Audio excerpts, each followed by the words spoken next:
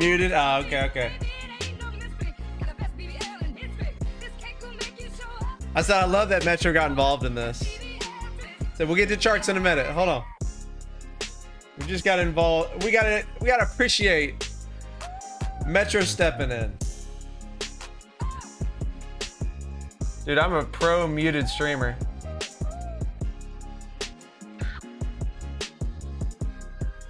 What's up, everybody? All right, I love that Metro got involved, dude. Especially after Drake was like, "Hey, Metro, just stay on the drums," or whatever, however he worded it. It's pretty funny. Chad, what's up? Welcome in. Welcome in. Welcome in. Why no bear mask? Great question. So let's recap in case you haven't been here for a stream or two. The number one reason I have, for now, this is subject to change in the future, either the bear mask or the bull mask, is for confirmed environments of bear or bull. Okay. We had the bear mask on the wall when we broke it down and out of the range, which, quote, confirmed distribution.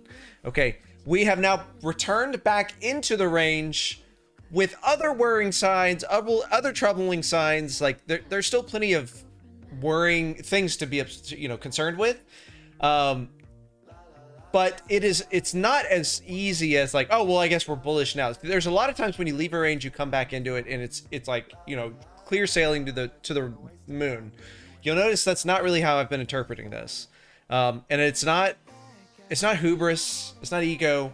It's just different.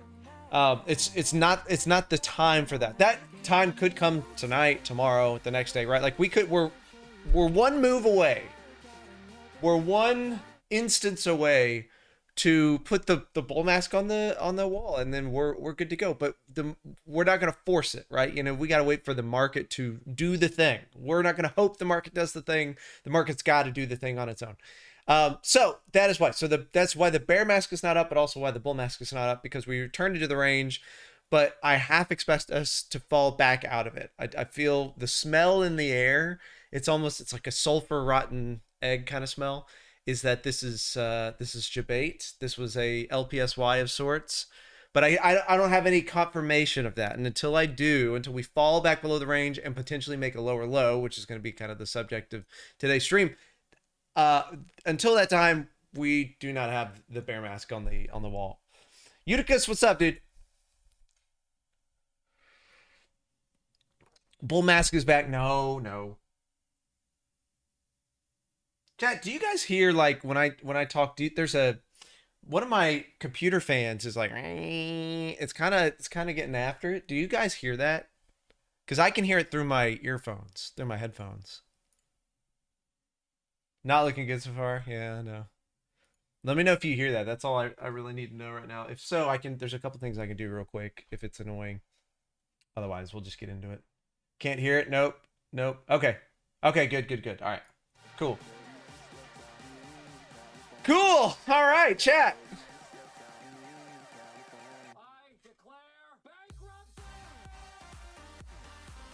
Covering a couple things first. First things first. And then we'll get into it.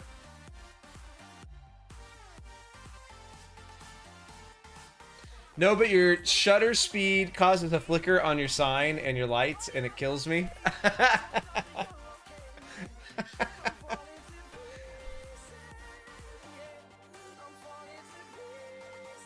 You're right, it does, man. I've never noticed that. Especially the lights down here. I think the biggest question is today, Whataburger, Sonic, or Burger King, bro? It's gonna be a sad day today. We don't get any of that. We're eating it from home. That's all. It's not all I eat, bro. Come on. That's not all I eat. Get out of here. All right, chat. You guys know I like to kill a little bit of time for the latecomers. So let's cover a few topics here off of Twitter. This is what we're going to cover today. When I get into the meat of it, this is what we're going to look at. So this is what the market's been doing lately. I gave you a nice little visual here. I'm going to link this tweet. If you don't follow me on Twitter, it's probably a good idea because this is where in between streams, this is where I put stuff. But this is something that caught my attention. I thought was very interesting. you know, we're talking about this SFP last stream, how that falls into the broader picture of what's going on. This could be what's up. Oh yeah, by the way, I am a Coinbase ambassador now. Be sure to give me some love. This is my pin tweet for now. Eventually I'm gonna just say up here Coinbase ambassador or something and put something else here. But for now, this is the thing. So this is a big deal that Coinbase reached out and even offered this to me. So if you have any interest in Coinbase and using their platform, then please consider using this. It's a lot like using your Twitch Prime or your Amazon Prime for somebody on Twitch. If you don't use it, they just keep everything. If you do use it, they'll give a little revenue share thing to me or whoever you use it for. And last I heard that there was in development the ability for any existing Coinbase users to click this, and it would adjust everything to whoever their target was. Maybe it's me, any of these other ambassadors that are out there. There's about a dozen or so. But anyway, yeah, do that for me or somebody else. Do it. Other things worth focused on. This cracked me up. Okay, this is my quant. Let's listen to what this nice lady, Amanda Lynn Custer. Let's see what she has to say.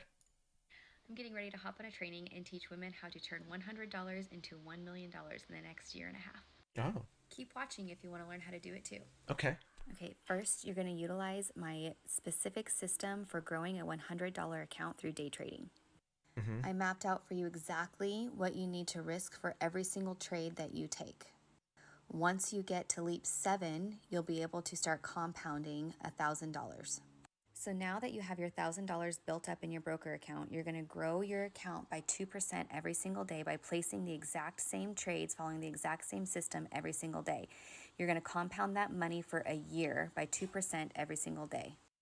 And so by placing the same trades every single day, following this system, growing your account by 2% every single day, you'll see here that by September 23rd, 2025, you should have grown your account by $1.3 to $1.3 million. Oh, it's that easy. But there's a $100. Oh, you can't win 100% of your trades. So even though that's an amazing number, that is going to take work, okay? And it's going to take time. But if you stay consistent and you follow a system, I fully believe that every single woman in the world can achieve those results. Okay, chat. It's that easy.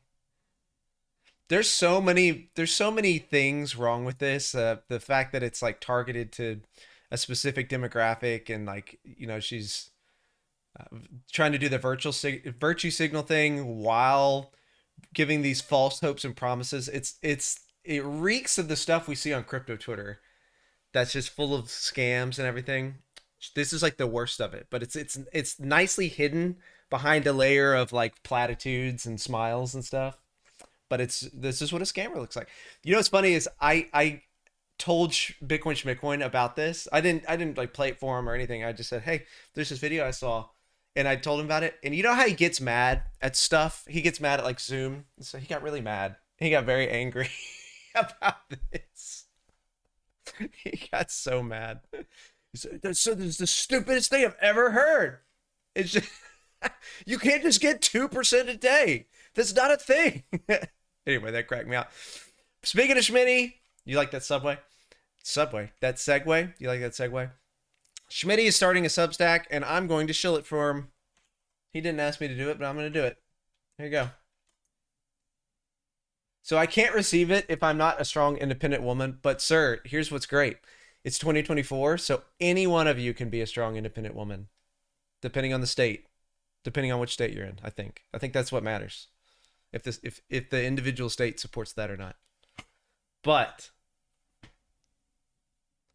you can, one thing you can do if you're curious, if you qualify to be in your state as a strong, independent woman, you could check your state's women's NCAA records and see if like 30 new records have been created in the last 30 days.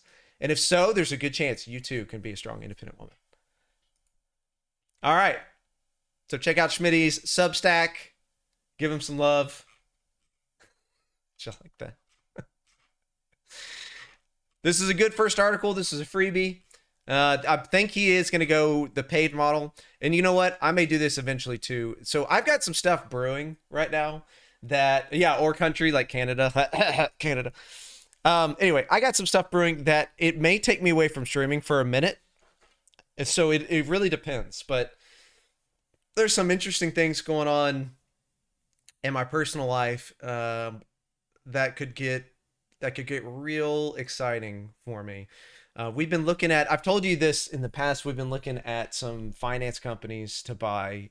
Me and this group, and I'm a big part of that. Like I'm one of their C-suite guys, but we haven't found a target yet. So it's been I just answer phone calls and stuff for the most part. But a lot of the people we've talked to, this is an interesting little side note of what the world looks like right now. A lot of the individuals we talk to in the real world who are looking to sell their finance companies, right? So maybe they do like loans for individuals for like homes.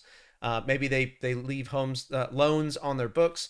Maybe they are a matchmaker, so they find a bank who wants a certain type of loan, and then they find a borrower who needs that type of loan too, right? And then they match make and they get a little fee. So there's a lot of ways people can make money in the world of finance, and we've talked to several of them to buy one of those companies. Almost all of them are several years ago they made bad bets on the market, on the traditional market. And almost all of them are praying every night down on their knees off like with burnt offerings and everything and incense that the interest rates will go down because all the gambles that they made are on the verge of blowing up if rates either stay the same or go up. And for the first time in a long time, I'm hearing chatter like from people I take very serious. There's always those accounts that have like a kind of a low follower account, but they're usually dead on. I even like I have some accounts like that I follow for the traditional market world, and they're long in the tooth, they're gray hair, they've been around a long time, and I'm seeing independently several of them like popcorn kernels popping, talking about interest rates going up. And if that happens, it's going to get very interesting. And then my group is probably going to spring into action as people, their positions blow up. They have to do a fire sell, and we swoop in and take advantage of that. So anyway, there's that, and then there's a commercial building group that I'm a part of that may be doing something soon. So anyway, all that being said, I may have to take some time off in the not too distant future. We'll see what happens. Nothing's for sure yet, but that would take months to a year to kind of digest and wrestle. It just is what it is. That's life, right? So there's that, and then Friday. So next stream this Friday, I will be out of town. I will not be here, so I won't be able to stream. So if you're looking for your opportunity to short the market anytime Jack goes live, I think today was your last time, which means maybe Friday we go up, huh? Maybe Friday we'll have to put the bull on the wall. If you need an insurance guy, I'm your man. There you go, Rammer. There you go. Alpha of the day: find a crippled finance company and buy them when they blow up. Well, yeah, but there's a little more to it. Like you gotta find one that's blowing up. You gotta find one that you're basically the white knight coming in to fix the problems. So that means anytime most of these companies change hands, there's regulatory approval involved. So if you're going to be the white knight, like the regulators have to know you, which means you had to have already had sit down meetings, which we've done. You had to meet with them and stuff. So it's interesting that I'm in these two worlds because I understand how the real world works, and then I understand Bitcoin and crypto and decentralization, and probably that the world is headed that way, whether they like it or not. So it's funny to have these meetings with these bodies of power who have to bless you or grant you approval, and that's just how it is right now, right? You're like in a feudal system and they're the king, and it just is what it is. But I doubt it's like that forever, and that's what's interesting. Finance company owner here looking for the white knight. Elevated rates have destroyed our P&L. Yep, I'm telling you, dude, it's across the board. That is the norm. That's what people are talking about. Anyway, all right, chat. Let's get into it, huh? Let's get into it. All right, time for charts. Oh, last thing actually, is anybody, show of hands, is anybody going to what is it? Hold on, what are they? It's Consensus. Doesn't it have like a different name though? Just consensus 2024. Okay, I thought I had something different. Consensus 2024 is put on by CoinDesk, and it's going to be near the end of this month. What's interesting about it is I got randomly messaged, and the consensus guys are like, "Hey, you're in media. Do you want a media pass?" And I was like, I guess. Okay, I could probably drive to Austin, whatever." So anyway, I will be planning to go to this, and there are some very interesting people that are going to be here. Now, I haven't worked it all out with the wife and everything because it's kind of last minute, but with Robert F. Kennedy's going to be a speaker there. Novogratz, apparently Novogratz follows me on Twitter. I don't know how or why. I DM'd him once I saw that. He didn't respond. So I don't know. Kathy Wood will be there. Pomp, get some soap. Isn't that what he was selling? And then a bunch of like politicians. I think they want your vote now. Isn't that funny that we're at that point of the cycle, of the super cycle? That the politicians want your vote. Like, it matters enough for them to take the time to be here. Nick Carter. Garlinghouse, huh? Who needs some Ripple? Here we go. I don't know many of the others, but it's going to be interesting. Robert, I'd love to hear him. Kathy, let's hear what she has to say. We'll see. So you'll see me tweeting about it while I'm there, since they just hooked me up with a free pass. Anyway, all right. Good stuff. Okay. So let's get a little update. Let's get a little update on our distribution schematic, our Wyckoff distribution number 2, the Wyckoff of events and phases. Okay, so here we are. This is us. You are here. The question is, we have deviated some from this, right? I was expecting if we went back in time and we dropped below, I'd have bet the house. Now, good thing I don't short or anything like that, or I'd be crying right now, because if they went on to rally, whatever this was, 20% or something. But down here, once we broke below the trade range, I was very much expecting something like that, right? The teleport, the infamous teleport, and it didn't happen. So you got to absorb that and say, well, what else is going on? So there's only two options in my perspective. There's only two options with what's happening next. Either like we talked about last stream, the market is just coming down for a retest before everything else. And I am perfectly content with that being what's happening. So option A, the market's coming down for a retest and then off it goes. Or option B, the market is simply using this as a sort of very tricky way to have a series of a low, a high, a lower low, a lower high, and next on the menu is another lower low, which would really just confirm what's going on within this schematic, right? So nested within the schematic is an example of where the market breaks below, breaks back above, breaks below again, breaks up, but fails to get higher, and then ultimately breaks down. So something like that would actually be very interesting here if, say, it did something like that before, the teleport on the other side of it. So this is an option that I can't dismiss. I can't ignore. The fact that it did come all the way back up to the midline was very interesting to me. I think it's also worth noting that while coming back up to the midline, the midline being, roughly right in here, while coming back into the midline, there was a SFP, a fake breakout. If this really was the like really, really bullish thing happening, that Bitcoin is saved and its new all-time highs and all that kind of stuff, I would have bet that this would have been the moment to send it and consolidate and keep going. But it used it as a trick. It used it as debate. And that's what makes me like, that's interesting. Now, it was very low time frame, right? These are 4-hour candles, so this moment up here was very short. That's why I think it's still wise to keep an open mind for something like this, that this all could be just some sort of broad rally off the lows, and that's definitely possible. But it is nothing but confusing right here. I've seen bulls and bears alike just getting absolutely trounced in this market. If we look on the lower time frame, let's say like the 1 hour, we went from the 4 hour to the 1 hour. Now you have some very clear, head and shoulders. Is that just a trick too, right? Was this just a trick to get, late shorters to pile in? And next thing we know, it's going to do one of these. There's signs of a falling wedge nested within this. So there's all kinds of stuff and very little clarity. So this is why I'm not going to pretend like I know exactly what's going on. I don't, because the time where I felt very confident was through basically all this up to that point. And then everything to the right of this has been confusing. This is where I'm like, okay, I'm not really sure what this is. Now, I didn't believe it enough to be like to pile in or to chase it or to be a late long or something like that.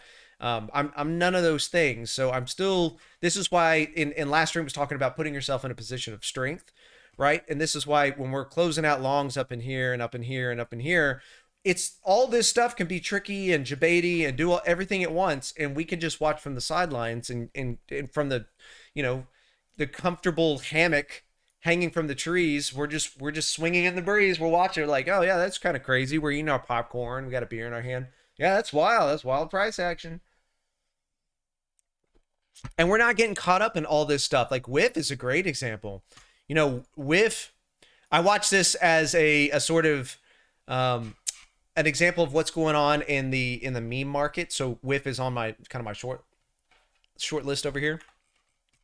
WIF went on this face melting rally, which smelled like algorithmic up only BS that never works out to begin with. And let's see, it rallied up only for about 50%, topped out at about 57%. And then from the Pico high to where it is now, it's down 22%.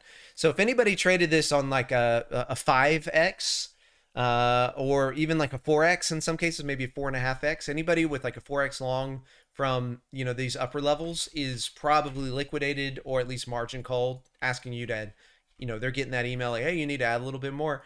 And they weren't so confident this thing was going to keep going. I can't tell you how many of this kind of stuff I saw, but it just doesn't look healthy, right? This kind of stuff looks like a last gasp.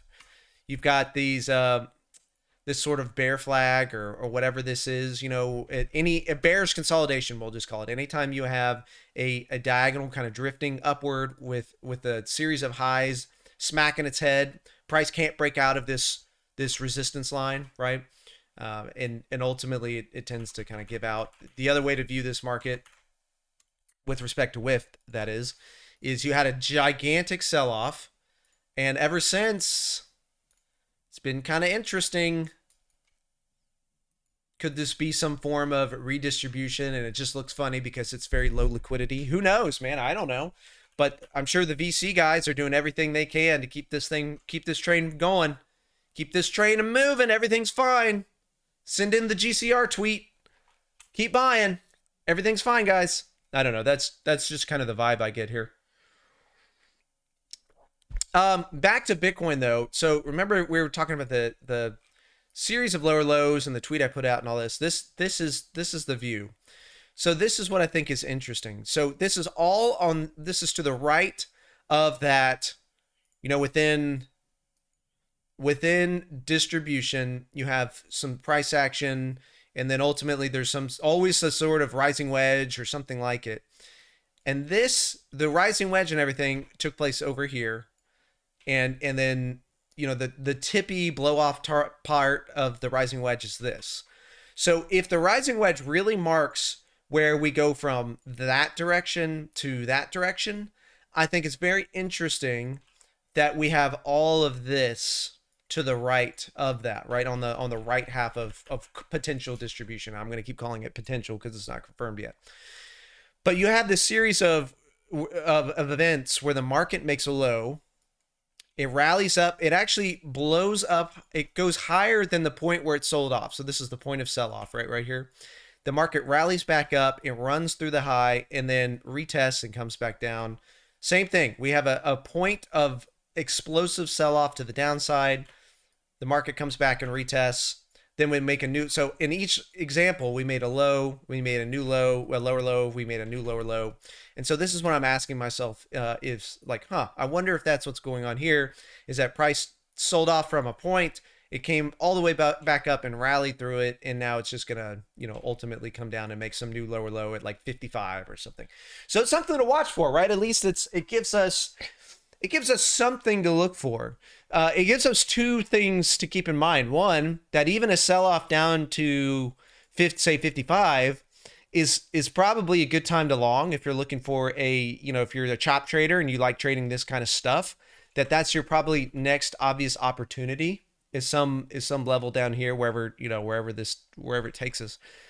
Here's a little bit of alpha here. If you flip it to the 4-hour and you turn on the RSI, these lower lows have been right around the time the 4-hour RSI is blown out. Now, it's not perfect, right? You can kind of see in there it's not perfect, but it's better than nothing. It's pretty good. It's pretty good. So if we have a similar event where if this thing sells off, we find ourselves below 56, so 55, 54, whatever. And at the same time, the 4-hour RSI is down here. Hey, punt along. If you're looking for a trade setup, there's your trade setup. It could NFA could blow up in your face. I don't know, man. But there you go. Be very interesting. So nested within. Hold on. Let's focus on this, and then we're going to talk about that inverted head and shoulders slickest, because you're right to bring that up. Oh, you didn't. My bad. It wasn't you actually. It was Twin Picks. Anybody, sorry, Slickest, I'm reading your message now. Anybody know why I got a gift card for Twitch and it won't let me load? I don't have a clue, man. I've never used Twitch. I've never used gift card stuff. Ever. Not once, my man. Okay. Something else on the 4-hour that's very interesting to me is the Ichimoku. So I'm going to clear everything else away and we'll bring it back in a second. But let's focus on what has happened with price action for the Ichimoku cloud. So we have a fat red cloud that has a twist in it. Hey, this is a positive thing to see, right? This is what you want to see.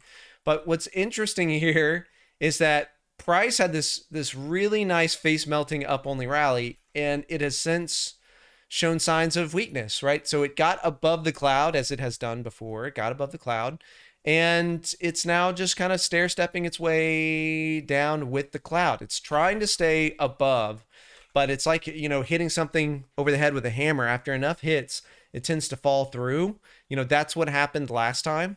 So watch for price to close, either continue to close on this level, and maybe that's enough to break several, downtrends, any sort of downtrend you have for the next few days. If it can just hold this level and then full send while being above a bullish cloud, that would be the positive thing to see. The worst thing you could see is it fall through and just continue to come down to Goblin Town. And this moment of potential bullishness is short-lived. We get a recross. So you got, there was a cross, and then eventually it would be fat red cloud again, continuing momentum to the downside. So very boring. Reminds me a lot of a bear market, this price action. It does not remind me of typical bull market behavior. But there are always moments, even in a bull market, where you have bear market-like activity, and perhaps that's just what this is. I'm not ready to be one of those people in the crowd that are like, the entire cycle is over. I recognize that that's a possibility. Nobody likes to talk about that, but anytime you see Wyckoff tops like this, it is always a possibility that the whole cycle is over. I hope that is not the case, and I'm not like preparing for that. I am looking to buy any dip of size. I just haven't seen that dip, that panicky dip, that I want to quite yet. All right. Also, so the 4-hour looks like this. Let's look at other things. What is the 12-hour, which is really like the daily Ichimoku? So here's what the 12-hour looks like. So this would be like looking at the daily without modifying the settings that like Josh does. Price failed to get above the slow moving average, right? It got above the fast, couldn't break the slow, and now it's between the two. And more worrying to me, it would be this, that this is the sign on a large scale that the trend is changing, that this is the same reason why Josh is firing up warning signs with his daily cross saying the trend is different now. You should close your positions. The time to close was up here. So if you followed this system, you would have closed out at like 63 to 65 and you're out. You're out of this market. You're completely sitting on the sideline. So what you would expect should this continue is something like this. Price continues to do that. Eventually there's a twist, etc. But what sucks here is that these clouds, they tell you like, hey, we got a minute. We got a minute. This thing doesn't have to flip overnight. And that, I think after how fast this thing went up, that last leg especially, where it went from 25 to over 70, and it did it from August to March, you know, that was a really exciting time. That was what was that, 6-7 months? This is where everybody was fired up and geared up and ready. And then now we're forced to just sit on our hands and watch price action just bleed out time and time and time again. Dude, that's painful.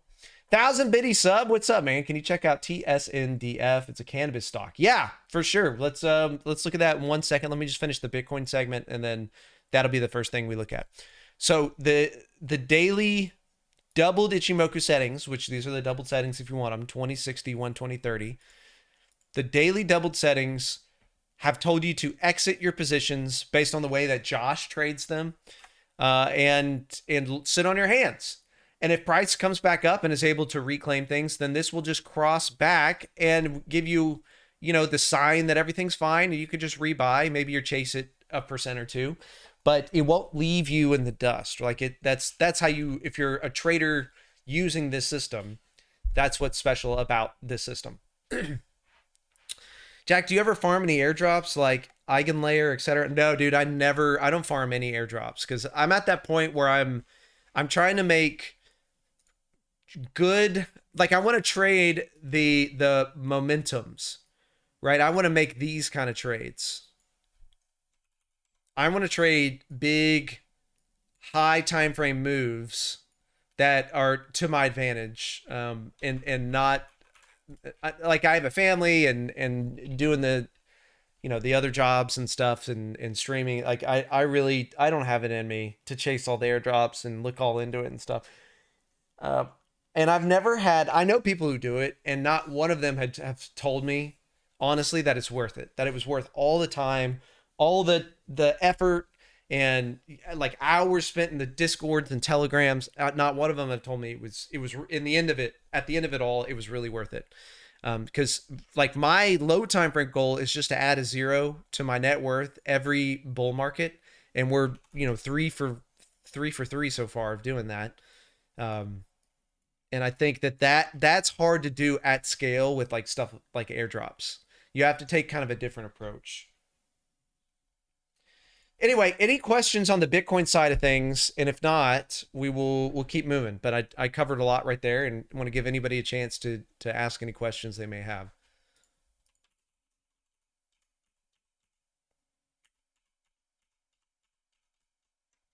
There we go. Need that. All right. If not, we're going to move it on. Okay.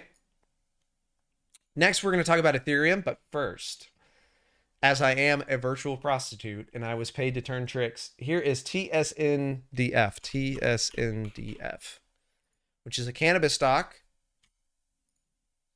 Let's take a look at it. Let's look at it high time frame first. Here's the daily. Yeah, good call on it being range bound for sure.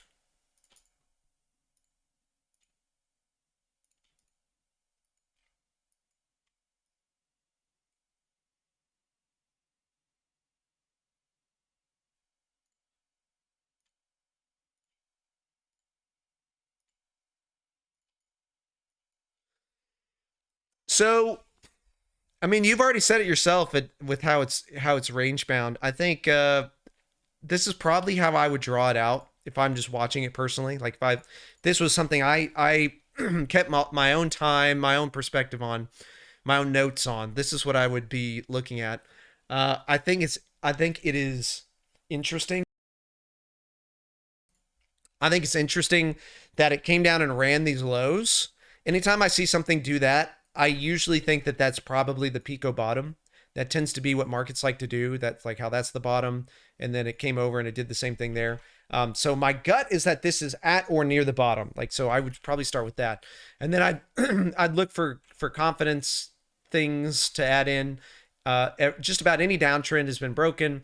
This could be some sort of Wyckoff-esque trade range, right? So a Wyckoff trade range would run the lows, consolidate a bit, maybe run the highs.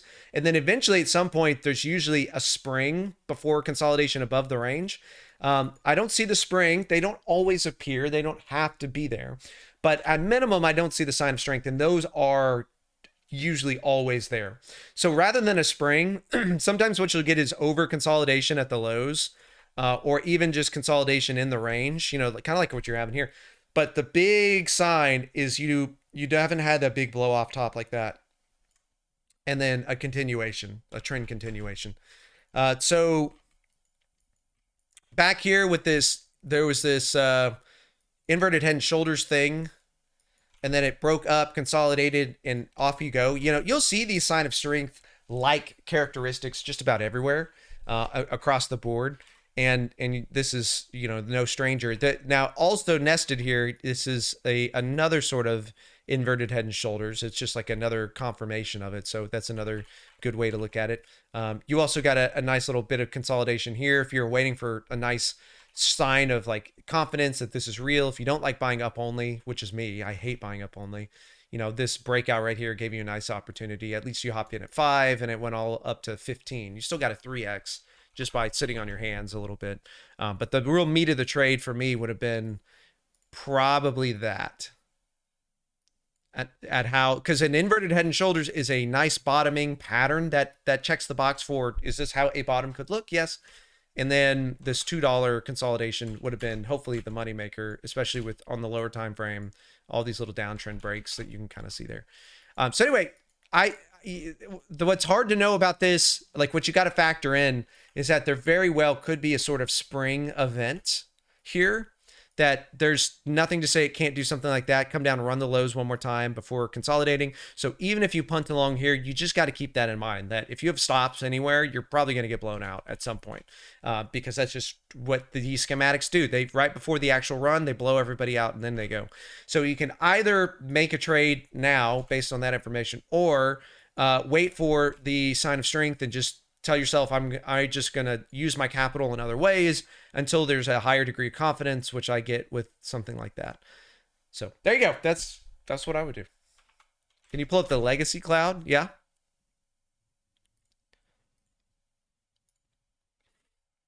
That's legacy cloud. Kind of choppy.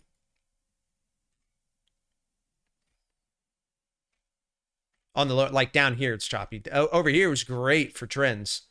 Perfect trend indicator. But right here, there's not much to work with.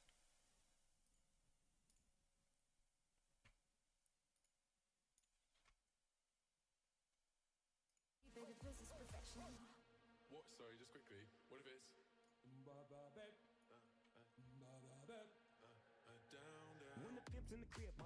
Weekly cloud? Yeah, interesting stuff. It's interesting. These are doubled settings, so it says 1 week, but this is doubled, and usually with legacy you won't. That's why I was doing 3-day to try to get close to what a legacy week would look like. Yeah, interesting stuff, guys. All right, let's get back to old corn, old Bitcoin. Speaking of 3-day and weekly and all that, let's look at what is happening with the weekly cloud. What's happening with the 2-day? What's going on? What's going on here? Well, the 2-day is actually one of the cleanest trends. I don't know why we haven't really talked about this, but I just noticed it earlier, that the 2-day cloud is super fat, and then it goes to, like, this is a very clear bear cloud with no messing around once the trend changes. And then here we have a big fat green cloud. Now, the trend is always, I mean, the cloud is always fat, even right before an actual trend change. So don't let that be like, haha, I told you we're bullish. Maybe, right? Maybe this is, but it could go both ways. One of the things that I thought was more interesting, though, as I zoom in on this kind of stuff, is how price has failed to get past, it's failed to break the faster moving average. Wait, no. The slow moving average. Orange is the slow moving average. It failed to break the slow, but it's finding support on the fast. In the cloud. Ugh! So talk about mixed messages. So this is on the 1 day, doubled settings though. Bitcoin could not break out of this above the slow moving average, which the slow is 60. So basically, I think the 50 also would look very similar, but it wouldn't be exactly the same. But anyway, finding support on the fast, but being inside the cloud right now. Usually, now this is just, take this for what it's worth. Typically, when you see price come down to the bottom of the cloud, come out of it, and then return to the cloud, usually the next move is something like that. So it's like the cloud held as support once, but it usually doesn't do it twice. This is just what I've taken from observing. This is strictly observational. This has nothing to do with like, oh yes, this is a hard rule everybody knows about. That's not the case, right? So this is not the Bible. It's just something interesting that I've noticed.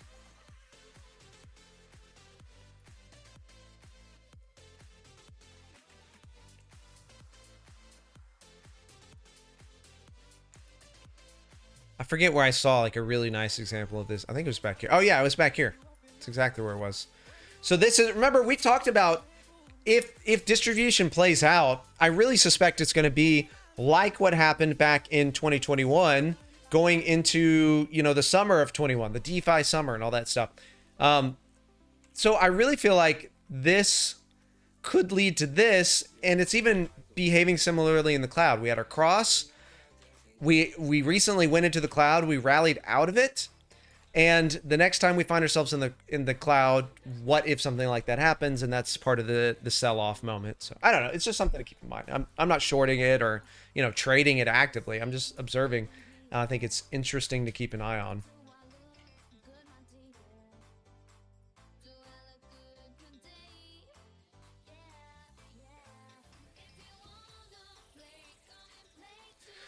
This 4 hour is going to be interesting too, though, because if price keeps consolidating like this and it doesn't rally up, you know, letting the cloud grow, the bullish cloud here, then a drift down and through would be the next case. This cross occurs on Saturday, like midday Saturday, okay? Midday Saturday. So could this be where it kind of gives it up? I don't know. These crosses aren't always perfect, but sometimes they're pretty accurate. We go back and we look, remember I tweeted about these crosses. This is where price broke up. This is where price broke back down, literally on the crosses themselves. So sometimes the crosses are pretty deadly, but they're not always perfect. So watch till Saturday. Is it the cross in the cloud that makes the rainfall? That makes the rain fall out. If you don't have an umbrella, make it out with Nutella. Thank you, brother. Yes. Thank you, AI Twitch guy. Yes. Very, very true. If you can't find an umbrella, make sure you have Nutella. As the old saying goes. Bro, what? Bro, what? You're either high. You're either high or AI. Let's look at it. Let's look at Ethereum. Actually, hold on. We got to go back. I got to Control Z my way back to my low drawings. There we go. I just want those for later. All right, Ethereum. Ethereum.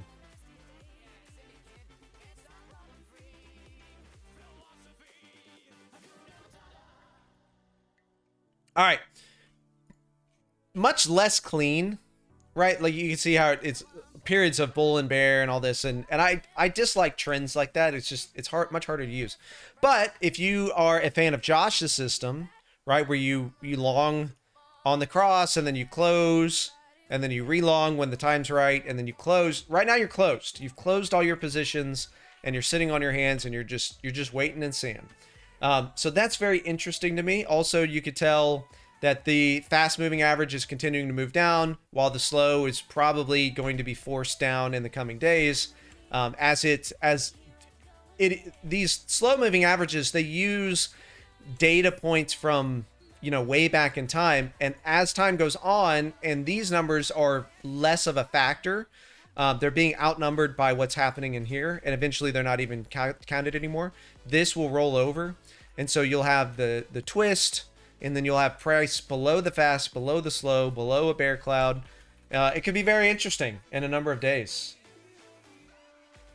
This is not pretty. This is definitely not what you want to see. So the best thing that can happen here is price reclaim, consolidate. The slow continues to drift while the fast comes back up, and everything goes up together, and everyone gets Lambos and girlfriends. And off we go. Slow moving average would move up kind of with it. So this would be price, fast moving average, slow moving average, and then the cloud. Right, so kind of like what happened right here. Price, fast, slow, cloud. But we don't see that. In fact, we see quite the opposite. So price is below the fast, below the cloud. The only kind of missing ingredients here for a really scary bearish downtrend is that slow to drift down and cloud to flip, which it appears as narrow as it's getting. And I bet that will be relatively soon. I miss my Lambo and my girlfriend. My wife hated them both. 115 dude, I have my viewer stuff off. I don't know. I never look at it anymore. It's what it is. I can't change it. I can't change it.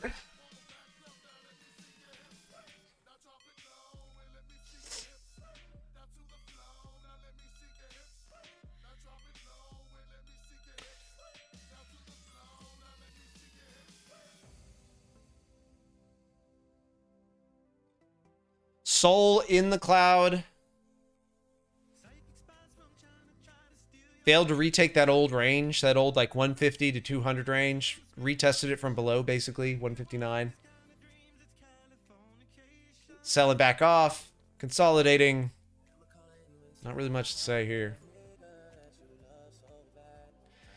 On the 12 hour, I thought that was going to be it. I thought this was going to be, you know, if everything was going to move up, it was going to kind of happen in conjunction with Soul. Because Soul seems to have led in some cases. But it didn't happen here. Didn't happen here. Is it just going to be another slow bleed? That would suck, huh? FBTC breaking down from a rising wedge and just kind of consolidating. Tickling the underside of this 12-hour cloud. Not really actionable at all. I just thought it was interesting. Start talking bullish and number goes up. That's true, Maxine. That's true, but I refuse. I don't like bullies, and I feel like that's almost the market's way of trying to bully content people into doing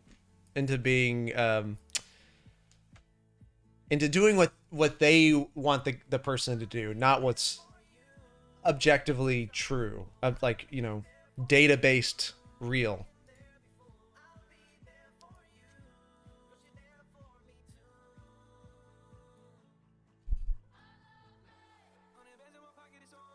Ape, Link, everything just looks pretty ugly. Stuff like Link, hold on, let's turn off the cloud real quick. Stuff like Link, there are lots of things like this out there that are starting to have these head and shoulders, or like Schmitty likes to talk about, these compound head and shoulders.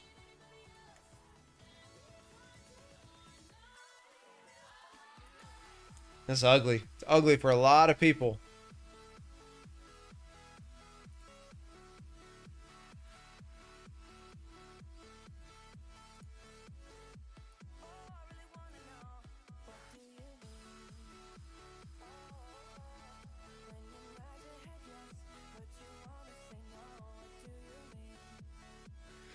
Pepe's an interesting one. I gotta give him that.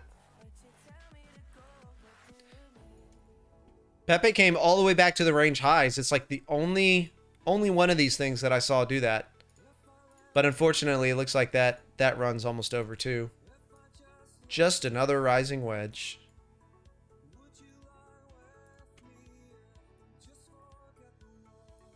If you're a big Pepe fan.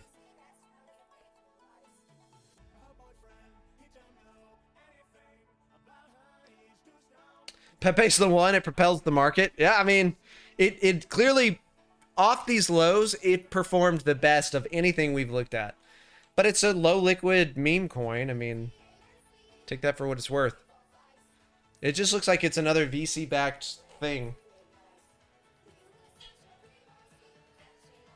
Do you ever look at yields? Do you have an opinion on the 10-year? I don't. Although, excuse me as I yawn.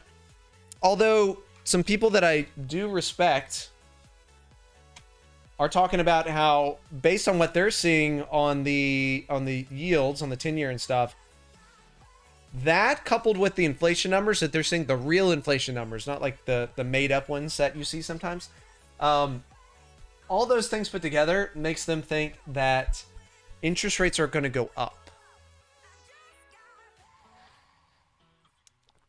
Which is kind of crazy. Like, literally nobody that I have talked to is ready for a scenario like that. Do you always just go back to patterns when indicators give mixed signals, or do you scroll out and trust the higher time frame? I'm kind of a weird bird in that, like, if you just scrolled out, because this is what a lot of kind of new traders, they like to say that kind of thing. They're like, oh, just scroll out. With a trend like this, you know, oh yeah, it's easy to be like, I could put bull porn all day on Twitter and just get 100 million followers and be like, the trend is up, just zoom out, stupid. See how we did that? We're doing that again. And then like rocket emojis and fire and stuff. But the reality is, this happened. Like, this is a big deal that this happened. This is strong hands trading to weak hands. This is a big deal. So that's why even with us coming back into the range, that one moment does not undo all of this. Now, lots of time down here could undo that, right? Like an extensive amount of time, and maybe lots of tests of these lows before rallying. Like, these are all things where I'd be like, okay, yeah, this is, maybe these guys sold and they were content to buy back in here, and it's just a different way of looking at it. But the punchline is, at least the way I perceive what's happening, is that this blow off top, this rising wedge, right at the halving, right with the ETF news, right on all this, right at the peak of a 6x run, low to high, man, I can't discount that this happened. I think that the headwinds are like this, and I'm waiting for that to be proven wrong. If I zoom out, I don't see any of that, right? You understand what I'm saying? Like, zooming out takes away the nuance that comes with Wyckoff. And it's just, I understand I'm alone on this. Like, there's very few people who view the market like this, but that's okay. It's done me well, and it saved me from lots of pain. So I'll continue to lean on it until the day it doesn't, or something. I think the worst thing that being caught up in the Wyckoff stuff has done for me is I missed this move. But I caught that and closed up there, right? So this is back in 2021. And I'm okay with that. That's fine.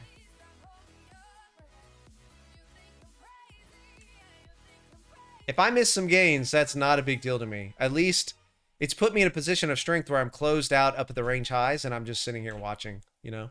I'm just observing. Because we're in a bull trend, the bearish Wyckoff doesn't play out in the... Well, it did last time. Like, even... So back in 2021, even though there's a distribution top right here, the target... So let's turn it to regular.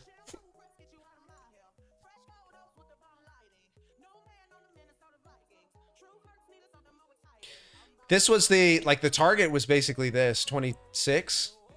If you use the range low to the range high, this is very napkin mathy. But if you use not the wick, but more like the level that was tested multiple times, kind of through here. If we use that, we measured that from low to high, and then measure that from the breakdown point, it's pretty dead on. You know, give or take $500. So if we do that same thing, so that is Wyckoff distribution played out down to this level. If we do the same thing here today, where we say like, what if it's not the end of a cycle? What if it's just a like kind of a pause moment? If we take that to that puts us down at 49,000. So that's a target of 49,000. That's not a crazy pullback. It's really not like that. I guess projecting us coming down to 49 is not the end of the world. What's up, Ty? How you doing, buddy?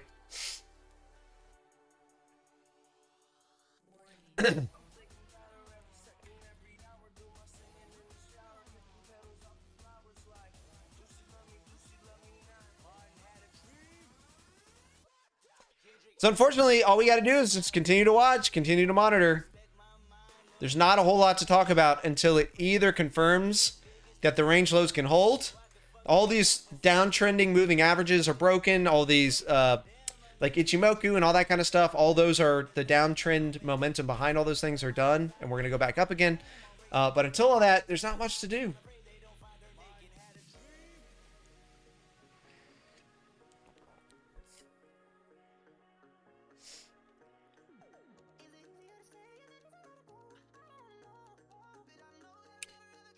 Distribution has been invalidated with the pullback to 56. Maybe.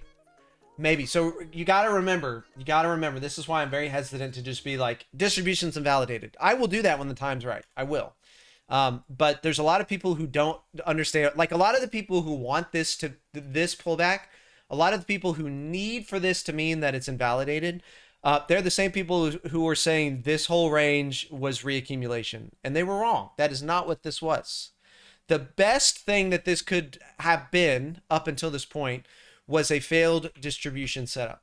That is not the same thing as reaccumulation. They're not the same thing. So if those are the same people who you're listening to now who are like, oh, well, that's failed, you do not need to be listening to them. You need to unfollow them and put them on mute because they don't know what they're talking about. I'm telling you.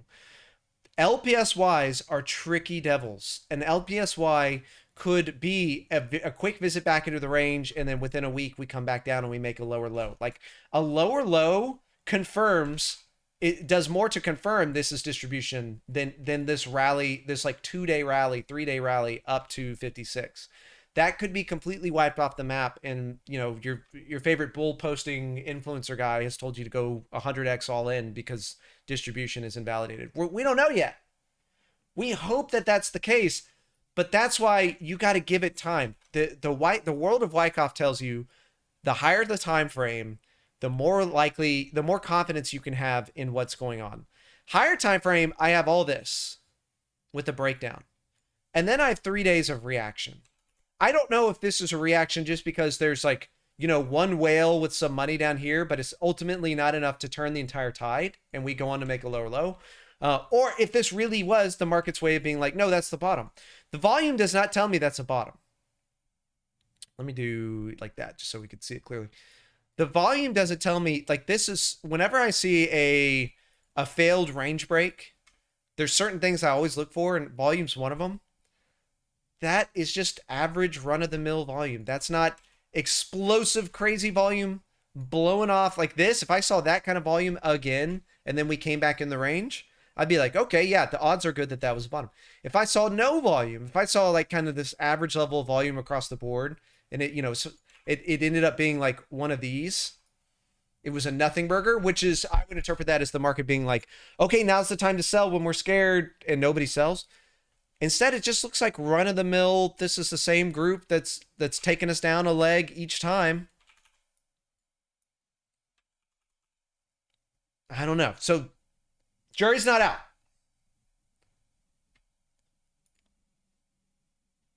By the way, guys, there is, I don't know, I think this is a premium thing. I really don't know. It's a genuine question for you guys. If you have a free version of TradingView, can you see this volume candles thing? Because this is pretty cool. Don't confuse volume with liquidity. I don't know. I'm not sure I know what that means. Volume candles is pretty interesting here. I think it's, now I'm just going to kind of make a reach here, that the thicker it is, the more volume was deployed.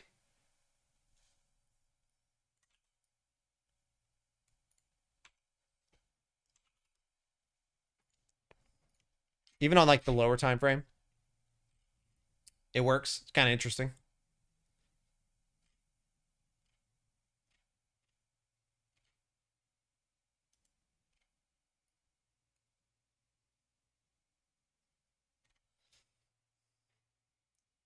Breaks all my TA lines. Yeah. Volume candles are pretty cool. It's there, but you can't use it on a free account. Ah, so they bait you with it. I see. We'll just go back to normal candles. I think that's pretty cool, though, that they have that. Pretty interesting. I'm sure there's a pretty good use. Where'd you get that volume indicator? Dude, it was, it's just up here. I don't know. I didn't select it. It was just in this drop down. It was just on the, you know, fourth option down.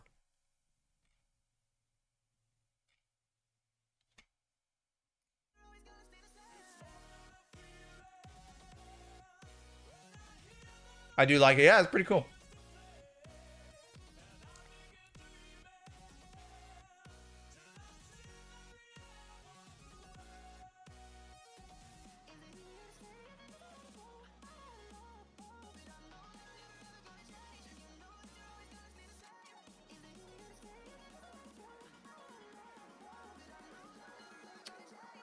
Something else I pointed out before, the other thing that bothers me about this whole range, especially team, this is just accumulation or reaccumulation. Man, these guys are totally ignoring what's happening on the volume side of things. This volume profile is not what you would expect for accumulation. Look at all these red spikes all the way through it. The sellers are who are showing up in this entire range, not the bulls. So that continues to be a worry of mine, and why I'm not just like quick to jump in. For example, if we go back to the last confirmed reaccumulation, the last time we had actual reaccumulation, which was between that 25 and 30, you could see it was a nice little wrestling match. It was pretty even all the way through. And then at key pivotal moments, like when downtrends break, there's a really nice spike in buys. I mean, these guys show up hard and fast. That's a lot of green. But we come back over to this area over here, and we're not... I guess there's a little bit right there, maybe. A little bit here, but it ain't the same. To me, this just looks like macro cashing out at the top of a big range, at the top of a big run up, which is what distribution is, you know. I know it's unpopular opinion. Crucify me. Just telling you. Hang on. See what my dog's up to.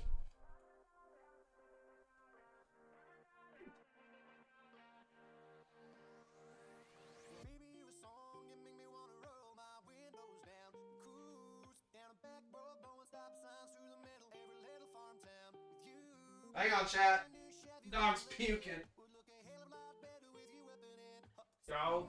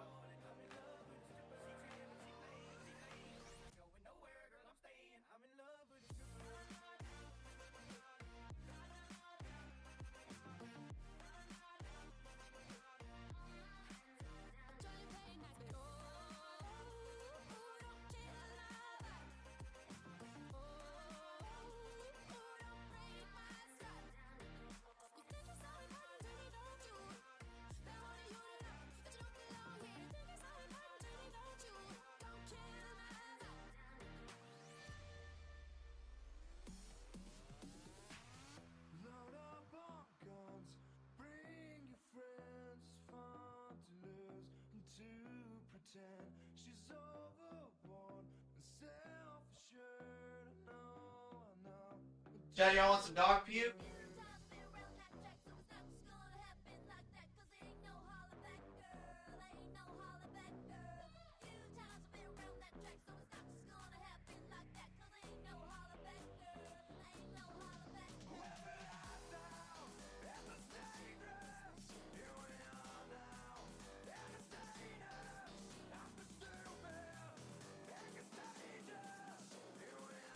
Okay.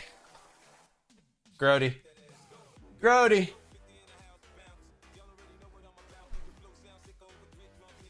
All right, I'm back. Dogs puking is Jack's code for 100x short doge. Okay.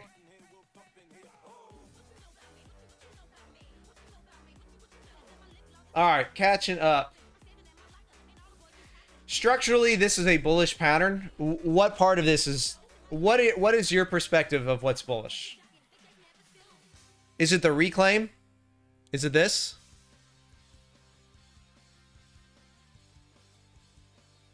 Manasaman?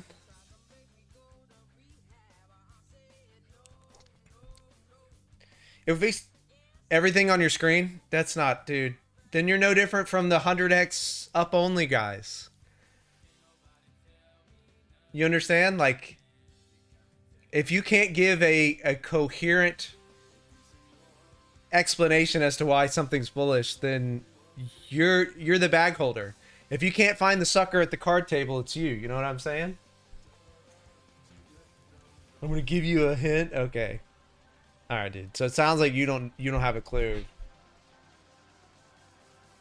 And you're just looking. You're just trying to sound cool. Okay. All right. So if this somehow goes on to make a new all-time high, would you consider the halving cycles to be broken? They're already broken.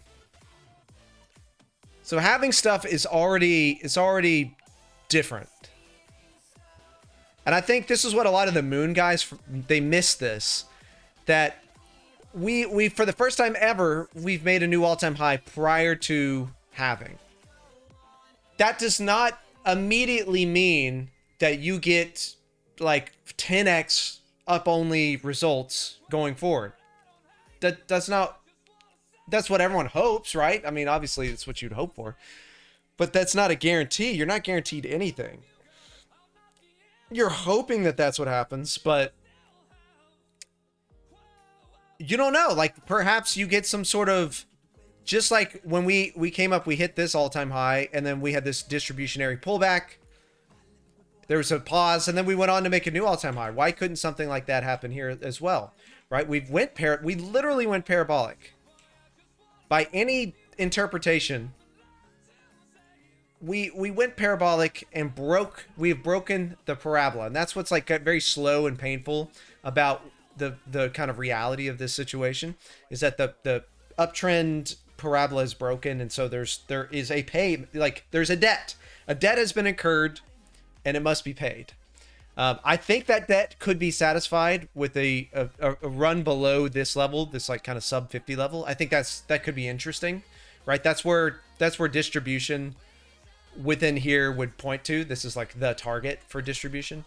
It could be as low as the 30s, right? Like, we don't know, but there is a debt being incurred, and I think it would be wise to at least consider the possibility that hitting a cycle or hitting a new all-time high prior to the halving could lead to a multi-month period of bear before the next leg up. I think immediately dismissing that as a possibility is a sign of a fool and a gambler. And I feel like those kind of people who talk like that they don't deserve to be listened to. And I think over time, with multiple calls like that, they'll be washed away, and they'll have to rebrand and do a new account and the whole thing, which is what those guys do.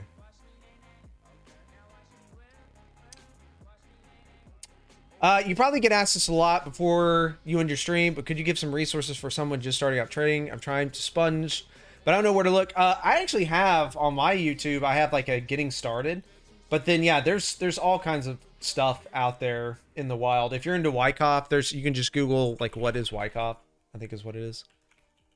What is Wyoming? That was the first result. What is Wyckoff? And then there's an Investopedia article on it. It's pretty good. Chart School. This is probably my favorite. I'll link this one.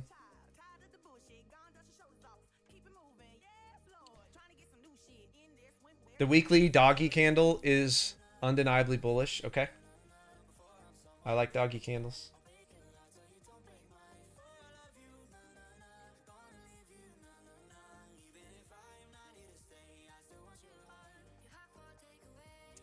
And then I was going to find that YouTube. Hang on real quick.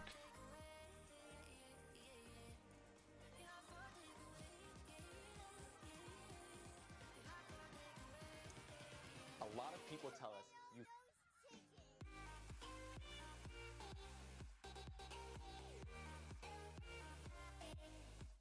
All right, so I have 15 videos here. I'm shilling my own thing here. There you go. There's the link to it. But there's like setting up TradingView, early trading tips, chart styles and alerts, Wyckoff, like brief overview of Wyckoff, BLX and the halving, trading crypto with poker mindset, parabolic trends. It's all this stuff right here.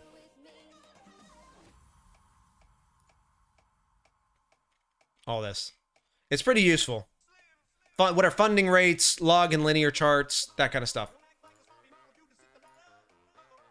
I think it's worthwhile.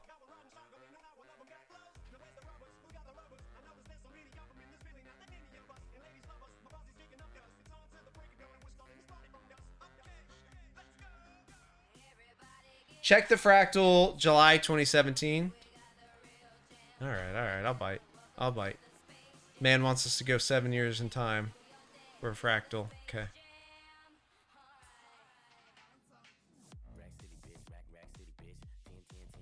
June, July. Okay.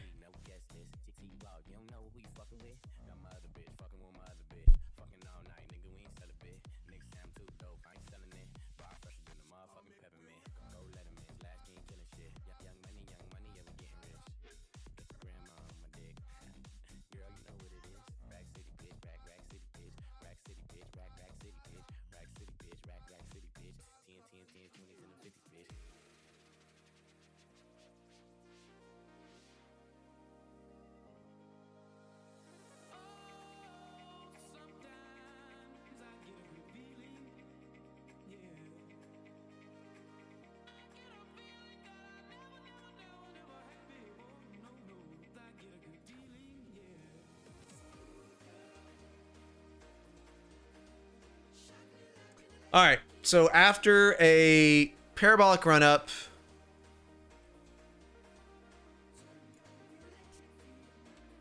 there's a symmetrical triangle consolidation, and then a breakdown with a nice recovery. I think what you're getting at is you're saying that today's price action looks here. You know what? Let's line it up. So this is 2017 on top, 2017 Bitcoin. And then here's today.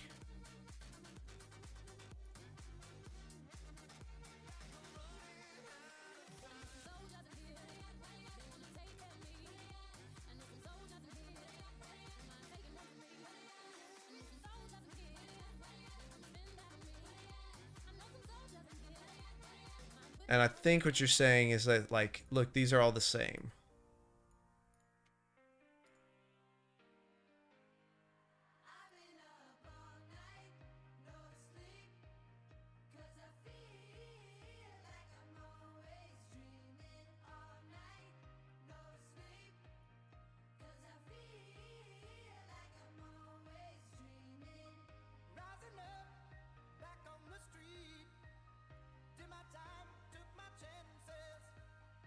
Right, with the obvious implication that the bottom's in and it's up only. Maybe.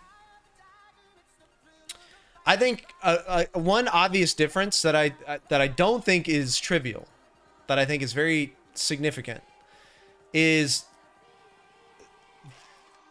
the fact that this market was really more well defined with that uptrend. with like if we're looking at team horizontals, there was not a whole lot of horizontal touches before the breakdown. So like if I went back in time and I sliced it right here, right, and I'm looking at everything to the left, there's not a lot of confirmation of a horizontal. And that's very much not the case here. And that you may think that's insignificant. I don't. I think that's significant. I think that's a much bigger deal than maybe you'd like to admit. It's interesting. It's like if I didn't know better and if somebody held these two things up, and especially drew it kind of like this, I could see where you're coming from. Like I would probably be fooled by that. But I think this is fool's gold. And if you'll have an open mind about it, I can explain why. I can explain why I think this is already invalidated. Not just like it might be, I think it already is. This sort of thing, whenever you have a trade range, like let's just talk about this really quick. Whenever you have a potential shakeout trade range, price comes up, does a thing, sells off like hard as hell, comes back, consolidates and sends it. This is almost always what you see. This is a big deal. Running from range low to range high is a big deal. So like, it's not just the fact that it came back in the range. If you're around charts enough, you'll see that happen a lot. Price comes back and sells off, comes back into the range, but then maybe it comes back down. It goes on to make a new low. This was just debate, whatever. The reason you have confidence in something like this is that this complete run through from range low to range high and out of it and above. And here's why. This is the thing that you got to keep in mind. The whole point of this, of a spring and Wyckoff, of a running from range low to range high, consolidating at the highs, that kind of thing. The whole point of that is that anybody who is short or have already sold or whatever, they get no opportunity to buy back. If they're going to buy, they are going to buy higher. They are forced to buy at a loss, basically, right? Like if they panic sold in here somewhere, or even like right at the break, there's no chance they get that back, and they're forced to buy much higher. And a lot of times they'll just sit on their hands and do nothing. And as price drifts up, these guys are forced to buy back in, and as they force buy back in, it pushes the entire market up. Okay, so that is the norm. That's what you would expect for a true buyback rally like that. And that's literally what happened here. You could see that the market liked this one particular level, even if it was low time frame, or you can kind of focus on the diagonal, but there's a nice horizontal there. There's a couple like nested horizontals here, whatever. But once the price ran from range low and got back into the range, look at this one God candle. Look at this. This was your sign, or at least the start of a sign that like, hey, we're going to send it. It went from range low to, let's call it range high, even though, that's technically like the range high. But it had enough touches to it that it had to have been respected. So it went from range low to range high in basically a day, once it came back into this level. Compare that to what we have so far. So obviously everyone and their mom can see that price came back above this horizontal. This is a given. But what's happened since then? Did we get this? We did not get that. In fact, we've had 3 days of, hey, did you want to buy back? You can buy back. Go ahead, buy back. Buy back all you want. So if the market is giving me 4 or 5 extra days, so after this return to the range, we had 1, 2, 3, 4. We're on our 5th day. We have 5 days to buy back what you potentially sold, which, remember, this is supposed to be tricking everybody out. Why would the market give me 5 days to do something just to be rewarded for it? I don't know. Add that to the things that just don't smell right. And again, we don't have this is not like a hard, like, what we do know is that we had a blow off top. Okay, we had that here. Then we had a rising wedge on a high time frame rising wedge that broke down. We did not get that here on the upper bands. In fact, We got the opposite. We got a parabolic descent, a parabolic drop into hell. Forced selling.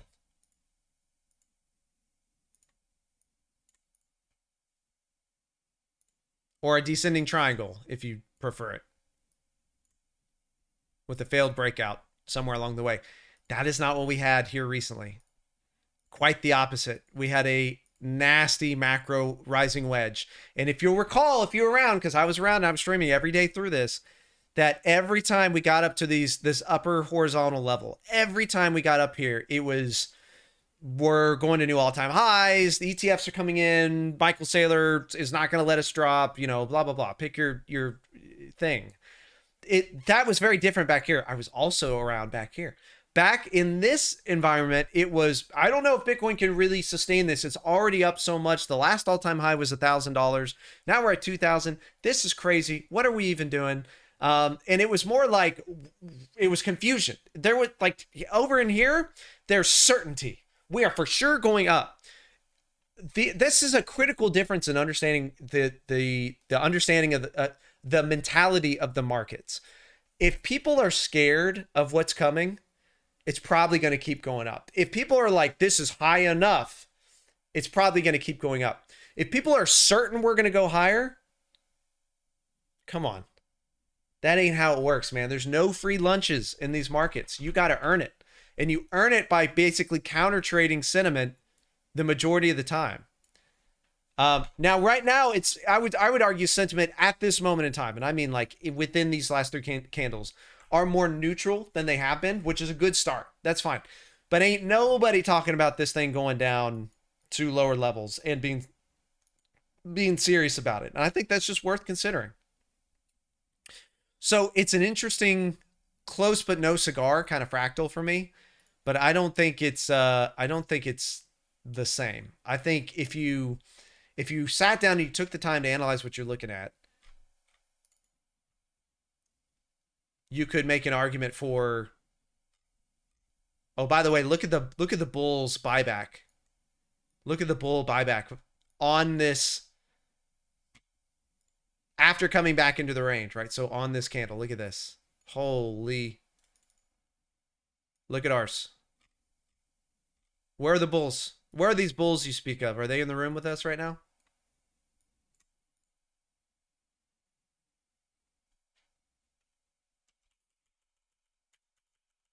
So perhaps in the future, give it a few days or whatever, that magically shows up.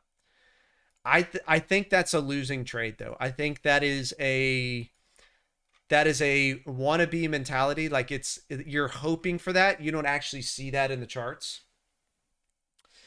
I think that is hope. That's copium, whatever the term is. I don't know. That's my 2 cents. Hey, you asked. I gave it a fair shot. But I don't think it lines up. Side note, the moment where we should have broken up to the range highs, so like up here, where price should have found its way up there, right? We just coming off these lows. You had all this momentum behind you. It gave a swing failure pattern. It jebaited anybody who had a long. The people who are in a bad position right now is the people who took a long in here. These are the ones at risk. Obviously, the people who shorted down here are at risk as well, right? Like we're not gonna ignore that. But look at everybody. Like anyone who sold all through this is up still. Like they're fine. They can buy back with zero effort, not even thinking twice about it. They could probably even make money on their money, right? The moment we started talking about Wyckoff distribution was literally that candle. It's like 70, 71. So my average exit is around 70 to 71, and we're just watching, right? That's just like my personal situation. So someone like me needs to be I need to be sweating for this to be real. And right now I am very much not. Like, if anything, this is very lackluster. If this is all that could be gained from a buyback like that, that's the best start to a run the market has seen in months, and that's all I got. I don't know, man. I don't know. I don't know. Long 25K and 35 based on fractal. Bro, so I got lower entries than you. That's crazy. But I've exited at 70.71 and it had nothing to do with the fractal. You understand? Like, people can outtrade you without anything to do with the fractal stuff. I'm glad it helps, or it helped you get in at all. But don't get caught up on the fractal side of things, really. Look for more than that. Use the fractal as a checkbox. That's what I would do. Where are your bids? Honestly, I need to see the market react. What I suspect is going to happen is that wherever this thing bottoms out, it's going to take months of absorption. I think the damage caused by this will take months to like overcome. And I don't think it'll be an overnight thing. And again, not a popular thing. Nobody wants to hear that. But I do think that something like this 49 consolidation and then breaking up could be very interesting. Chat, hang on. I got to take a call real quick.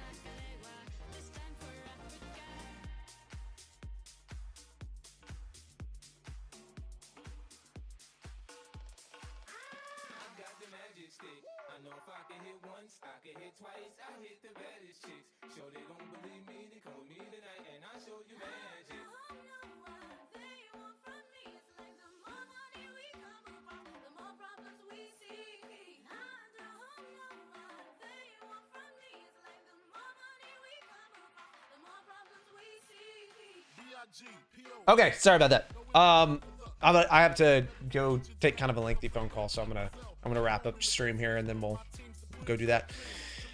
Yeah, all right. Any other questions? I want an actual scary dump. That's the other thing too, is with that old fractal, we had a real scary dump. I don't know if you saw when I was marking it up from range high to like from the impulse high of that 2017 move to the lows, it was like a 40% drop. Here from high to low, it's been 23, and it's been a boring 23% drop. This was not a roller coaster that shook out anybody. This has been like the slowest moving, like the biggest eye roll of a downtrend ever. I need to see something like that. Yeah, give me that. Give me that scary thing. On high volume, now we're talking, but this, it's like, it's controlled demolition. At most, it's like a 10% drop, 15% drop each time.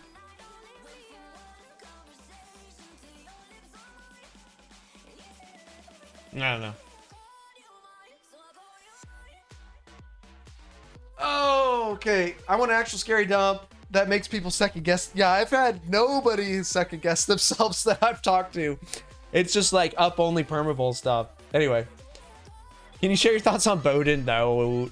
Chat, I think we've kind of covered enough here. Like, this has to roll over. If Bitcoin can hold, let's say 60K. I know the up only guy was talking about 60K being invalidation. That's fine.